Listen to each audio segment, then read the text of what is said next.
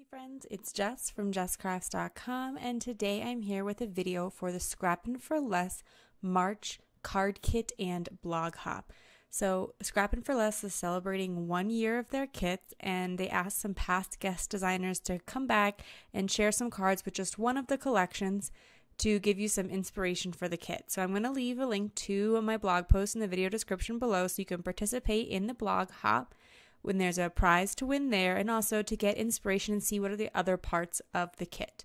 So I was sent collection 2, which includes some paper that I believe is from Pink and Maine, as well as a La La Land Crafts stamp called Ice Cream Marcy, and that has a sentiment to go with it.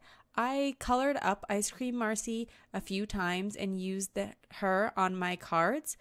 I wanted to use as much of the kit as possible. I wanted to because there's only a handful of papers and there's a few embellishments, there's a couple tags, a couple of enamel dots. So I wanted to just use it all and make a whole bunch of cards in one sitting. I find that once I get started, I can tend to finish out a few more, but it did create some simpler cards at the end. However, when I first started, I decided to do some more detailed cards. So I'm creating a shaker with the Ice Cream Marcy. And as you can see, I colored them all up because this is part of a larger blog hop. I didn't want the video to be too long, and I'm not sharing lots of details, but I will share the Copic colors over on my blog. So if you're curious what colors I used for her, be sure to check in the post. I'm going to create a shaker because each of the collections from Scrappin' for Less comes with sequins, and shakers are one of my personal favorite things to do with sequins. However, I do think they look really cute embellished on a card. I just know that they're a little bit less dependable, like they can fall off easier. So I'm not always a big fan of including them on top of my cards. To create the shaker, I just put some acetate on the back of the tag, and I created a hole in the tag with some cat scrappiness dies.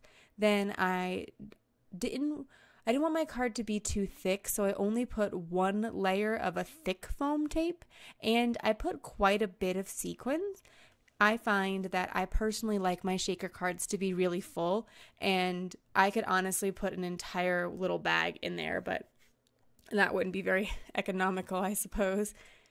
And I finished off the card really simply with some pattern paper. I was making a point, as I said, to use up the supplies, so I went right for the tags.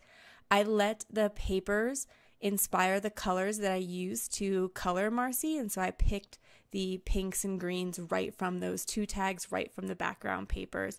I love that kits give you things that already coordinate so you don't have to think about it, but that's another reason I also like 6x6 paper pads, for example, because you're going to get patterns that coordinate, and a lot of times there are matching accessories.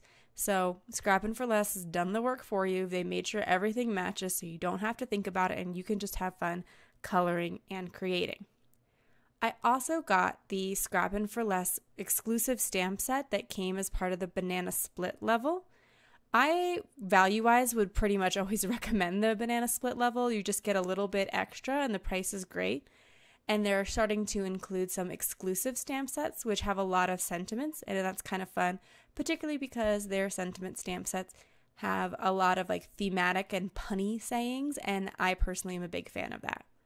I wanted to stamp out these ice creams, and in retrospect, I kind of wish I would have used a stamping tool like a Misty or the Tim Holtz stamp platform, just because it's really hard to stamp them straight. I'm even trying to do it with like them being straight on my acrylic block because it has a grid line and the grid lines of the work surface that I work on, but they're still not perfectly straight. It'll be okay.